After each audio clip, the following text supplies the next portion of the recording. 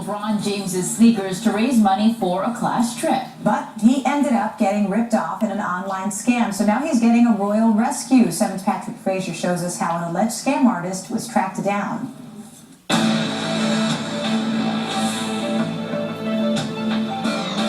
When you open a business, you go after customers. Frank Esposito opened a company called SCAMMERGUARD to go after crooks. People that have been scammed, defrauded, misled. A few weeks ago, he was watching Help Me Howard, specifically our story about Kevin Rodriguez, who collects sneakers. When LeBron James came to Miami Heat, he came out with the shoe. Kevin is studying architecture and wanted to go with his college class on a trip to Europe. To pay for it, he sold his prized pair of LeBron sneakers on Craigslist through PayPal for $700 to a man who called himself Freddie Bonilla. That would have put me very close to the trick, but now it looks like it's not going to happen. Due to PayPal rules, the crook kept the shoes and never paid Kevin. In internet scams, it's extremely difficult to catch those kind of people. If it's between a 21-year-old kid outthinking me, that day's not going to happen. 2 hours after watching our story, Frank had tracked down the alleged crook, not as Freddie Bonilla. His real name, Laquan Jordan.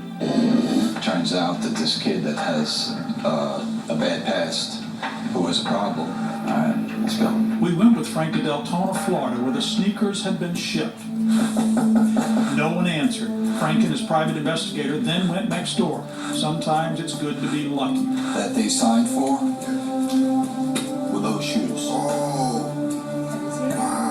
Laquan's uncle owned the house and was letting Laquan stay there until he got his life back in order. So he sells he sells highline sneakers? Yeah, he sells like on the internet. On the internet. Yeah. The woman at the address where the shoes were shipped works all day. According to the uncle, named Dion, when Laquan saw a FedEx delivery, he walked over and signed for the shoes. He came under that name, Freddie Bonilla. Dion says Laquan wore out his welcome and left, taking several boxes of new sneakers, including Kevin's LeBron sneakers. These cats came to my house with video and everything, bro. Dion called Laquan's father in Chicago. And let me tell you what's going on. Quan's scammed somebody out of some sneakers. The father gave Frank Laquan's number and relayed the advice he gave Laquan when he got in trouble before. You'll have to learn hard way.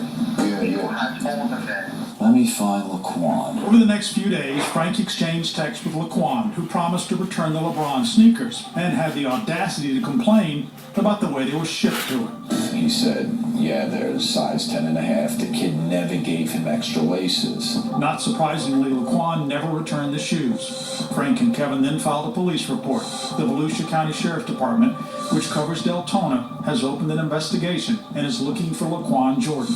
Kevin's sneakers gone, his $700 stolen, and the class trip to study architecture missed. And then the Miami Heat and LeBron James got involved. After our Help Me Howard about Kevin being ripped off aired, a Miami Heat spokesman told us the Heat contacted Nike for these sneakers, and LeBron James happily signed them. We then asked Kevin to come check out some videotape. When he brought his family to 7 News, they had no idea what was in the box. Oh my goodness. This is... Kevin's a sneaker collector. To get a pair of LeBron's newest shoes, both signed by one of the biggest athletic stars in the world, will leave a collector speechless. I'm shaking right now. This is unbelievable. Thank you guys. Very welcome. A crook ripped Kevin off and blocked him from going on a college trip. A fellow who goes after scammers. And a superstar basketball player cared enough to then get him autographed sneakers that are priceless to him. Thank you so much. That I can't believe that he heard. Thank him a lot. Sadly, the internet crooks usually win. Thank you so much. All right. But fortunately, not this time. I'm Patrick Frazier, 7 News.